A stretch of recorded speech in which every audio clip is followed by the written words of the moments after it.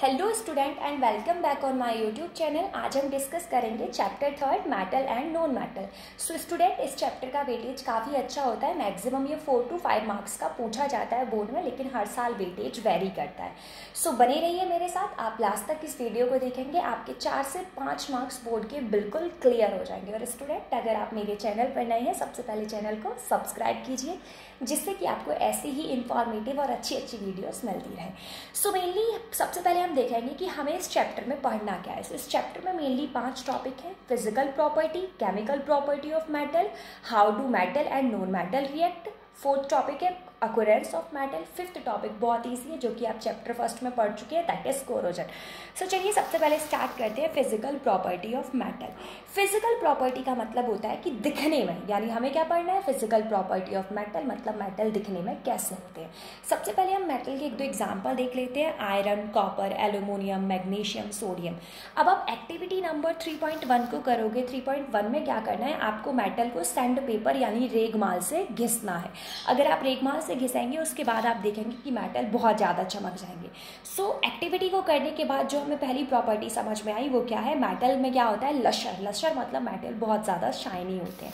दूसरी प्रॉपर्टी है, इस प्रॉपर्टी में आपको क्या करना है, मेटल को काटना है। यानी कुछ मेटल के एग्जाम्पल आयरन, कॉपर, एल्यूमिनियम ये सब लेने, इन्हें आप नाइफ से यानी चाकू की मदद से काटोगे। सो इस एक्टिविटी को करने के बाद आपको समझ में आ जाएगा मेटल की दूसरी प्रॉपर्टी। यानी वो प्रॉपर्टी क्या है कि मेटल कैसे होते हैं, जनरली हार्ड होते हैं, लेकिन हर मेटल हार्ड नहीं होता। कुछ एक मेटल ऐसे हैं जिन्हें आप चाकू की मदद से काट सकते हो, जैसे कि सोडियम, पोटेशियम। यहाँ पर बहुत सारी एक्टिविटी दे रखी है और हर एक्टिविटी में मेटल की एक प्रॉपर्टी पता चलेगी। सो सेकेंड एक्टिविटी के थ्रू आपको क्या समझ में आ गया, मेटल कैसे होते हैं, हार्ड होते हैं।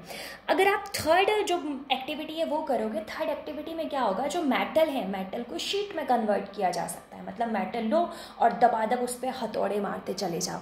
अगर आप मेटल पे हथौड़े मारोगे तो वो किस में कन्वर्ट हो जाएगा, एक शीट में। और मेटल की इसी प्रॉपर्टी को क्या बोलते हैं हम, मैलेबिलिटी। जैसे कि आपने देखा होगा गोल्ड और सिल्वर सिक्के आते हैं, वो शीट जैसे ही तो होते हैं। सो वो प्रॉपर्टी कौन सी होती है, मैलेबिलिटी। 4th एक्टिविटी को करने के बाद आपको समझ में आ जाएगा कि जो मेटल है, मेटल को एक वायर में कन्वर्ट किया जा सकता है। और इस वायर में कन्वर्ट करने की प्रॉपर्टी को ही हम क्या बोलते हैं, डक्टिलिटी। आपने देखा होगा ना, गोल्ड की चेन आती है, वो वायर जैसी होती हैं। और आप सुनकर बिल्कुल सरप्राइज हो जाएंगे कि 1 ग्राम गोल्ड को 2 किलोमीटर लेंथ की वायर में कन्वर्ट हो जाता है। आई नो आप शॉक हो गए, लेकिन सच में 1 ग्राम गोल्ड को 2 किलोमीटर लेंथ की एक पतली चेन बनाया जा सकता है। अब एक्टिविटी नंबर 3.5 से आपको समझ में आएगा, इसमें आपको ये सेटअप बनाना है। यहाँ आपने क्या लिया है, एक क्लैंप में एक मेटल की वायर लगा दी है। सो आपने क्या किया है, लास्ट में यहाँ पर वैक्स लगा दिया। अब जब तक ये मेटल की वायर ठंडी है तब तक वैक्स इस पर क्या रहा, चिपका रहा। अब नीचे से आपने क्या करना स्टार्ट कर दिया, गर्म करना स्टार्ट कर दिया। सो ये क्या होगा, वैक्स पिघल पिघल कर नीचे गिर जाएगा। मतलब क्या है, इस एक्टिविटी से पता चला कि मेटल क्या कंडक्ट करता है, हीट। यानी आपने यहाँ से जलाया वायर को और यहाँ तक वायर पूरी जलती, मतलब यहाँ तक वायर गर्म हो गई और वैक्स नीचे गिर गया। सो मेटल की एक रॉड क्या कंडक्ट करेगी, हीट को, मतलब ट्रांसफर करेगी एक पॉइंट से दूसरे पॉइंट पर। सो यहाँ पर जो बेस्ट कंडक्टर है, सबसे अच्छा हीट को कौन ट्रांसफर करता है, सिल्वर और कॉपर। और जो सबसे बेकार कंडक्ट करता है वो क्या है, लीड और मरकरी है। आपको एक्सेप्शन और ये सब नोट करने हैं, एक एक मार्क्स में बहुत अच्छे से पूछे जाते हैं। नेक्स्ट है वो है एक्टिविटी 3.6। इस एक्टिविटी के थ्रू आपको समझ में आ जाएगा, ये बैटरी है, क्लिप है। यहाँ पर आपने स्विच को ऑन करेंगे, बीच में एक मेटल की वायर लगाएंगे। सो स्विच मेटल की वायर लगाने से क्या है, ये जो सर्किट है वो कंप्लीट हो जाएगी और करंट फ्लो होगा। सो मतलब क्या है कि मेटल क्या है, करंट फ्लो करते हैं। बहुत इंपॉर्टेंट प्रॉपर्टी एक और है मेटल की। मेटल कैसे होते हैं, सोनोरस। मतलब आप मेटल को पीटोगे तो बहुत जोर जोर से आवाज आएगी, और आवाज आने का मतलब क्या होता है, साउंड प्रोड्यूस होना, यानी क्या होंगे, सोनोरस होंगे। अब हम प्रॉपर्टी देख लेते हैं नॉन मेटल की। सो पहले नॉन मेटल की फिजिकल प्रॉपर्टी देखने से पहले क्या एग्जांपल देख लेते हैं। एग्जांपल क्या है, sulphur, iodine, oxygen, hydrogen. Metal solid form में भी पाया जाता है और गैस फॉर्म में भी पाया जाता है। इनफैक्ट कुछ मेटल नॉन मेटल हैं, जैसे कि ब्रोमीन, वो कौन सी फॉर्म में पाया जाता है, लिक्विड फॉर्म में भी पाया जाता है। जो मेटल की ऑलमोस्ट प्रॉपर्टी होती है वो अपोजिट होती है नॉन मेटल से। मेटल क्या था, लशरस। नॉन मेटल उतने लशरस नहीं होते। नॉन मेटल में जैसे कि आप प्लास्टिक देख सकते हो, उतनी चमक नहीं हो सकती। कोयला देखोगे काला है, कोई चमक नहीं है। दूसरी प्रॉपर्टी क्या थी, मेटल हार्ड होते हैं, नॉन मेटल उतने हार्ड नहीं होते। तीसरी प्रॉपर्टी क्या थी, मेटल को आप शीट में बदल सकते हैं। अब भाई कोयला लोगे, कोयला को आप कितना भी पीट लो, कोयला शीट में तो बदलेगा नहीं। सो इसकी ये प्रॉपर्टी भी नहीं होती। फोर्थ क्या था, मेटल को वायर में कन्वर्ट कर सकते हैं, यानी क्या था, ductility. So non metal ductile भी नहीं होते। नेक्स्ट क्या है, मेटल क्या थे, good conductor of heat and electricity से। सो नॉन मेटल होते हैं लेकिन थोड़े बहुत conductor of heat and electricity होते हैं। अब क्या है, हम कुछ एक्सेप्शन देख लेते हैं मेटल और नॉन मेटल में एक्सेप्शन। सब मेटल क्या है, हमने देख लिया जनरली क्या होते हैं, सॉलिड फॉर्म में होते हैं। लेकिन मरकरी क्या होता है, ऐसा मेटल है जो कौन सी फॉर्म में एग्जिस्ट करता है, लिक्विड फॉर्म में एग्जिस्ट करता है।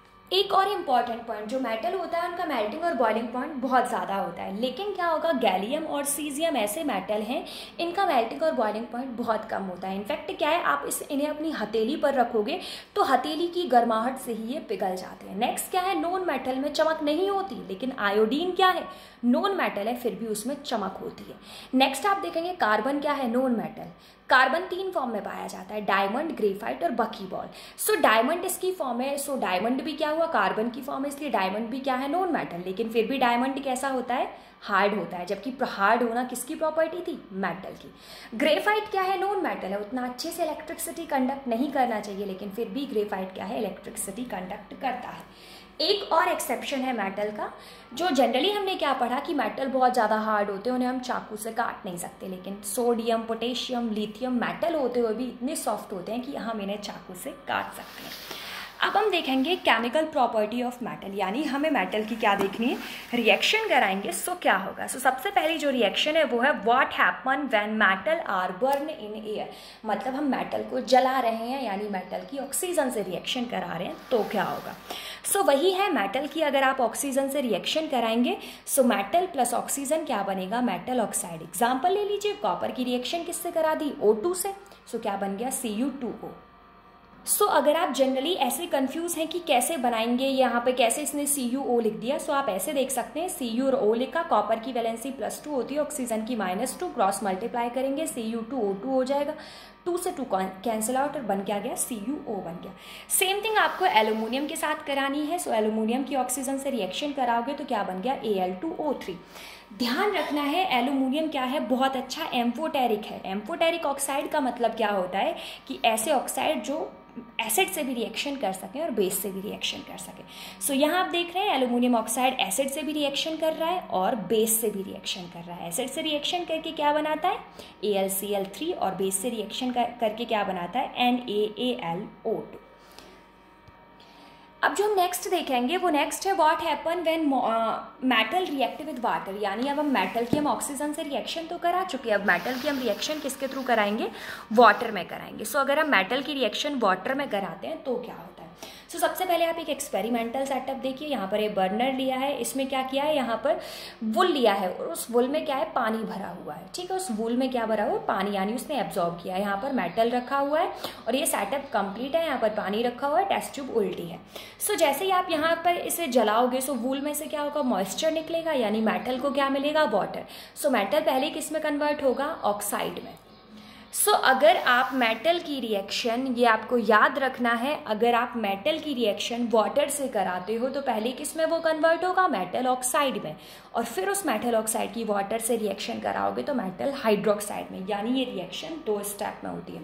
सो मेटल की रिएक्शन वाटर से करानी है, आप 2 बार कराओगे। मेटल की पहले वाटर से कराओगे, क्या बनेगा, मेटल ऑक्साइड, और फिर मेटल ऑक्साइड की रिएक्शन वाटर से कराओगे तो क्या बनेगा, मेटल हाइड्रोक्साइड। यानी इससे क्या प्रिपेयर होता है, बेस प्रिपेयर होता है। मेटल हाइड्रोक्साइड बेस होता है ना।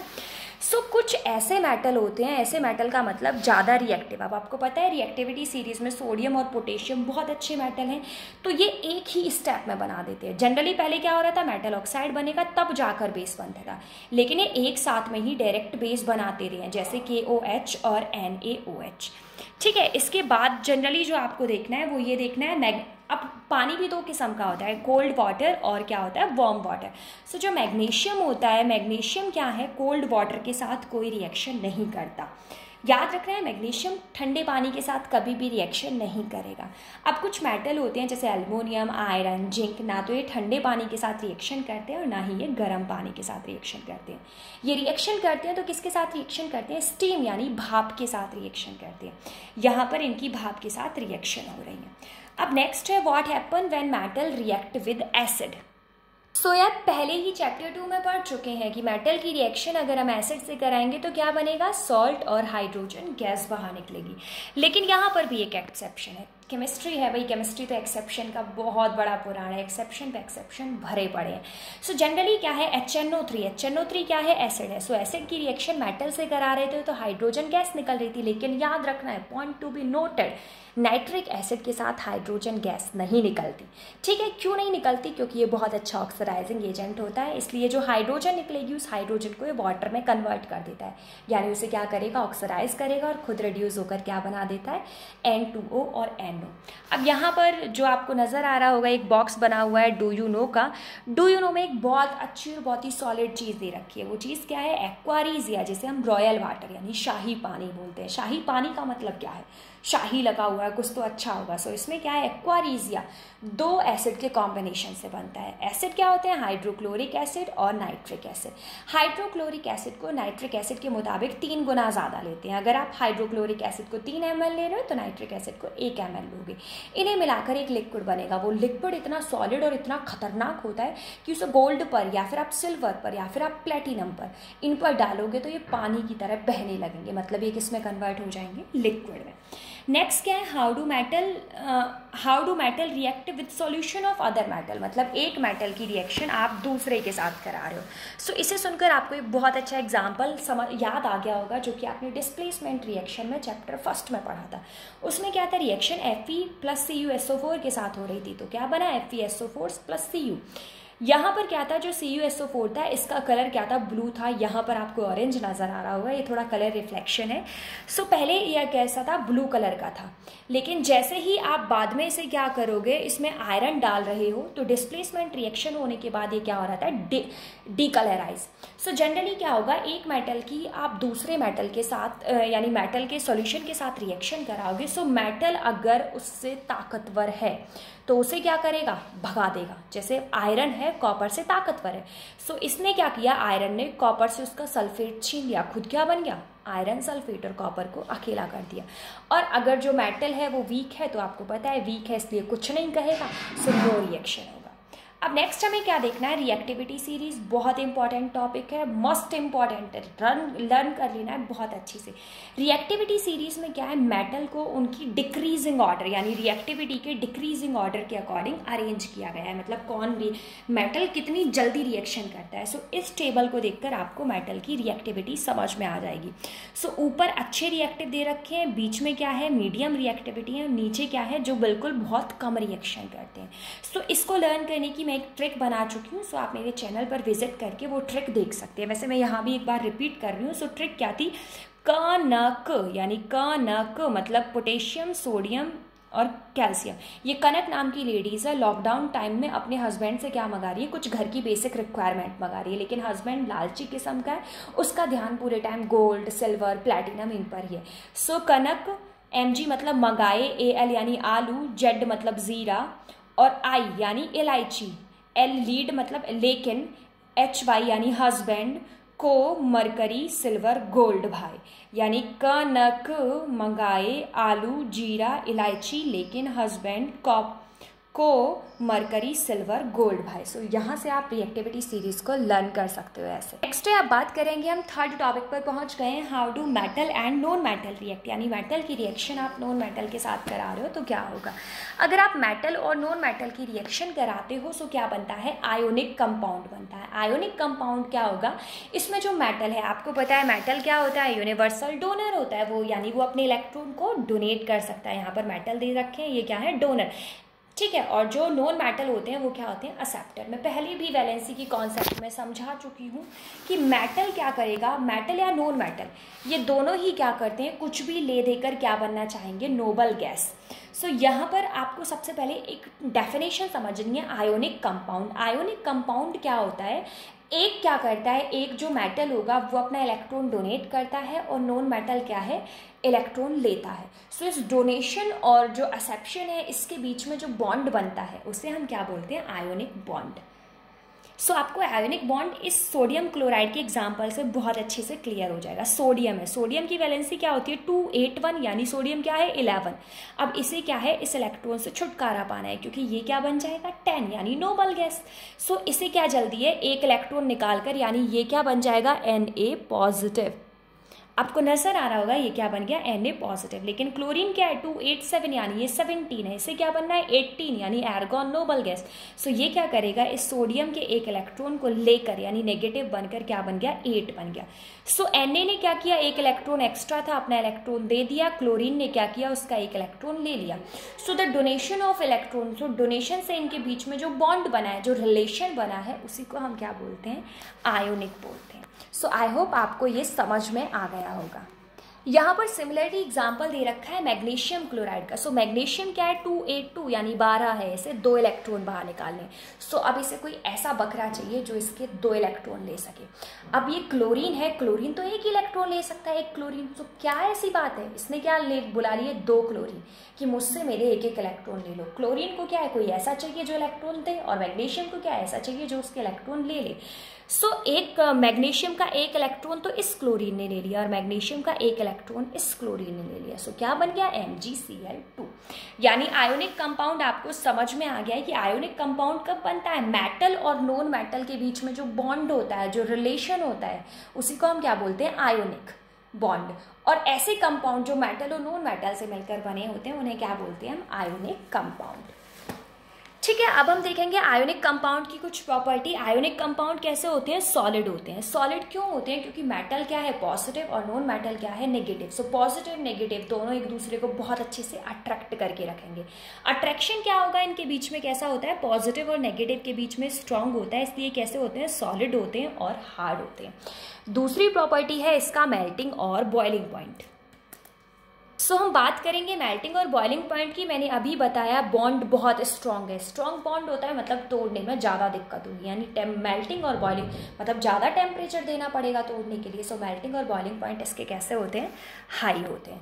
अब बात करेंगे हम सॉल्युबिलिटी की, जो इसकी अब हम सॉल्युबिलिटी देखें।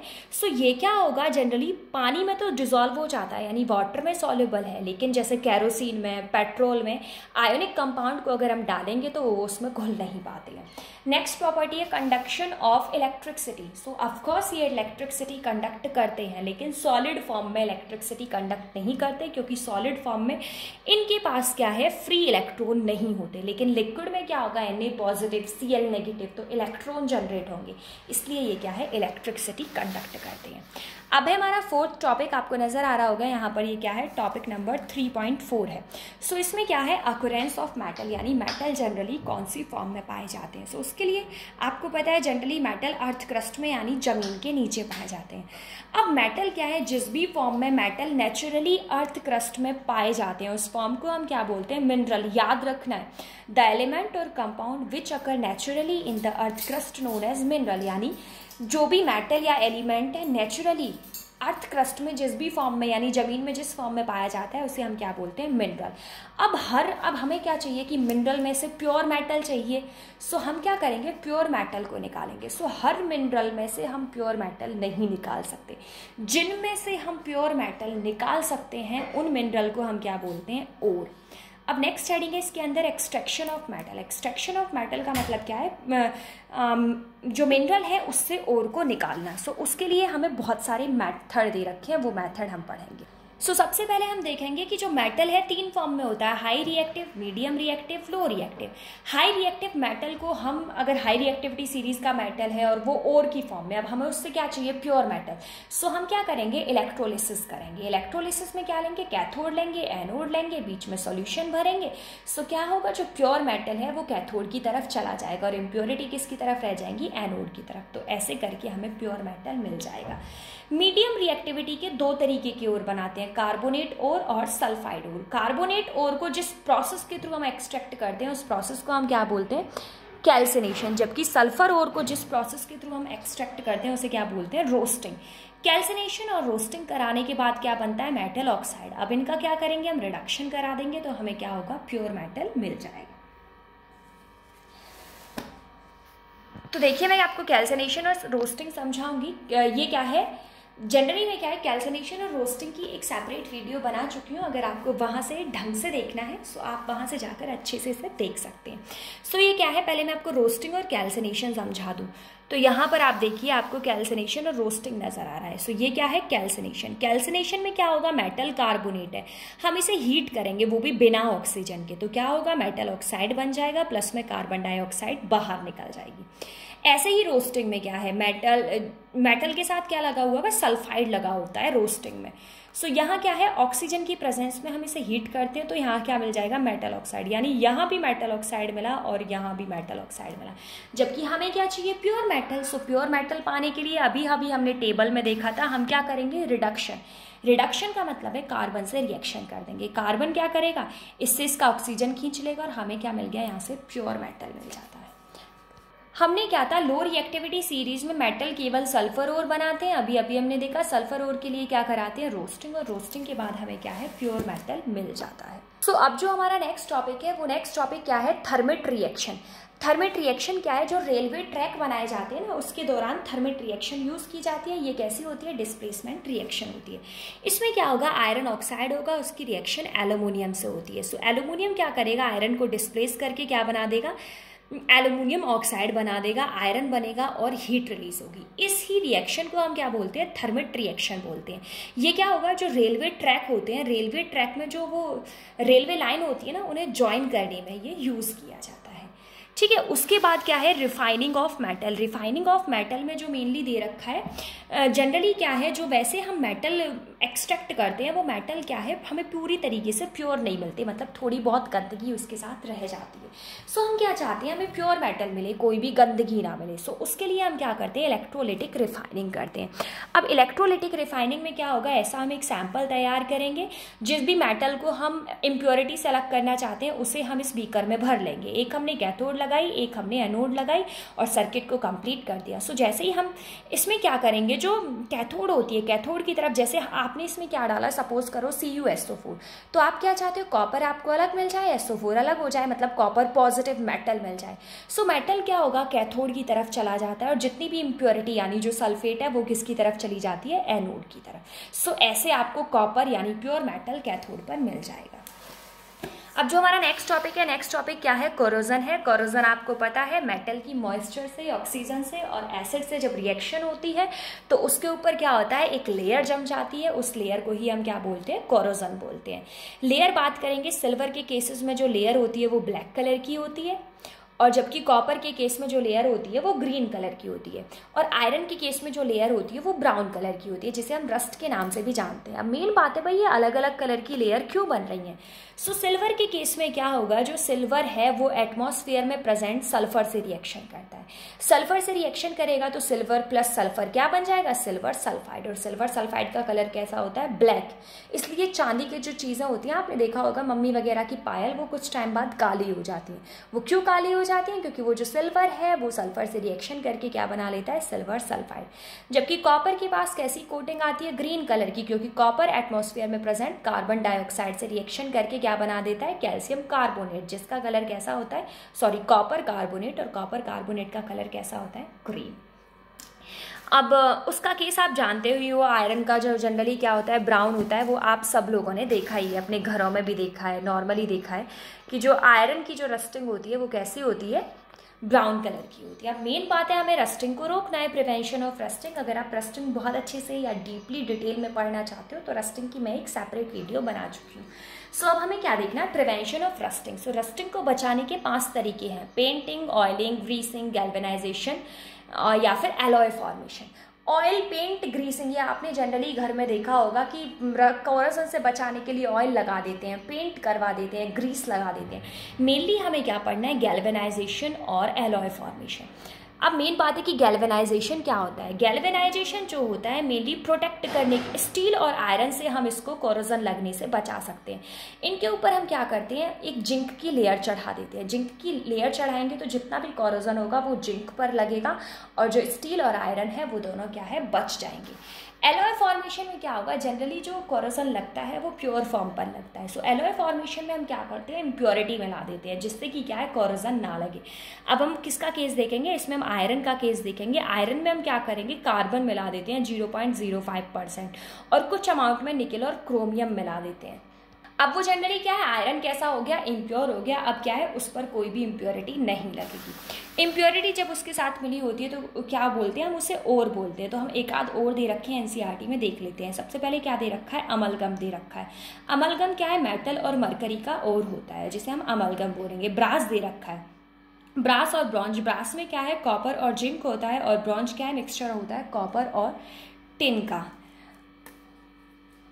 Thank you so much for watching me. If you like this video, hit like button and don't forget to subscribe my channel.